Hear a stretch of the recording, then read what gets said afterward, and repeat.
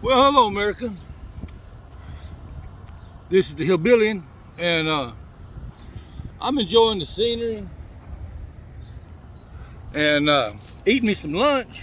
And I thought, man, y'all ought to just see what I'm getting for lunch. Look how big these whoppers are. I don't know how I can get this to show up. There we go. Can you see them? Let me just flip this over. We'll flip this thing over. Damn crawfish. All right, here we go. No zooming in action. These dang things, they're as big as my finger. These are as big as a palm, you know what I mean? Big old crawfish. Got me some taters. I went down to there's a little fish market down there in La Place. First place I bought my crawfish. Oh Lord, I'm covering myself up. First place I brought my crawfish. And they just awesome. They're nice and spicy. I love the mushrooms. But I thought, well, hell, I'm sitting there having me a nice little picnic. It's a shame we just don't share a little bit of it. Share my lunch with you. I'm down here in Manchac, about halfway back to the house. Sitting here enjoying the air. I got to thinking, you know, there's a couple stories about down here. One, just right southeast of us, there used to be this town. And they had this, they call her old voodoo lady.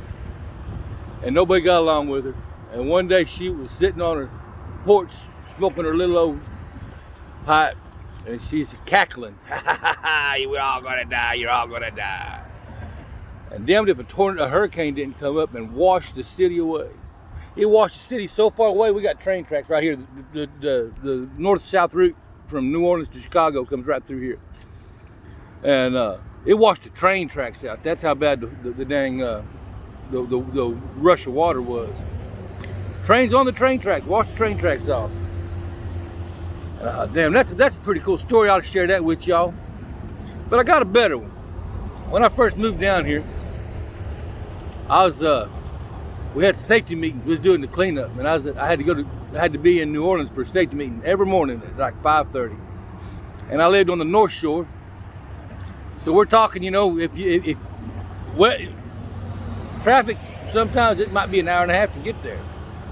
There ain't no traffic. I've made it to Bourbon Street as fast as 45 minutes from my house to the French Quarter. So you know, you never know. So we was leaving early, about 4:30 in the morning. We was coming up the road, and we got on the bridge. You feel kind of secure on the bridge. Ain't nobody around.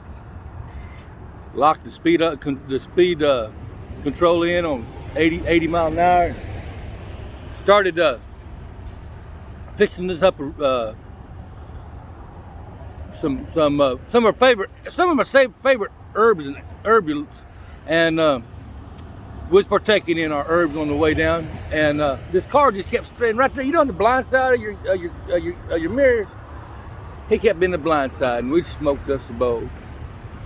And we're driving, and I think this fool's still right there in the blind side. So I tell my boy, I said, hook us up again. And he turns the light on, and we, you know, do it right there. You know, that light right there, that car right there in my blind side. We get it ready up, and I say, let's just see how far this fool boy wants to follow us like this in the blind side. Because I'd slow down, he'd slow down, I'd speed up, he'd speed up. This went on 10 miles. I ain't lying, we crossed that parish line. I was doing about 100, 105. And he was waiting for the parish line unbeknownst to me. He hit them lights. Woo! Them lights came on. I was like, oh shit. You know, smell like peace pipe in this damn truck. This is gonna be shit. Then I got an ice chest in the back of the truck. It's full of Budweiser. I'm like, man, I am so. Well, I get out of the car. He tells me to step out back to the truck. I got my New Mexico tags on, and he says, boy, because I had them big old tires. Bill, boy. He pulling Buford T. Justice on me, you know, boy. And he told me, he says, he had this one of them little pin lights, and he shined it over the edge of that bridge. And he says, you know, I mean, y'all, for example, there's the bridge. Now, you're going to see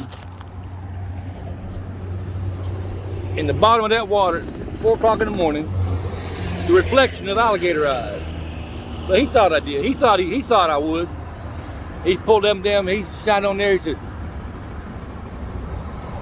He says, boy, he said, the big old tires you got,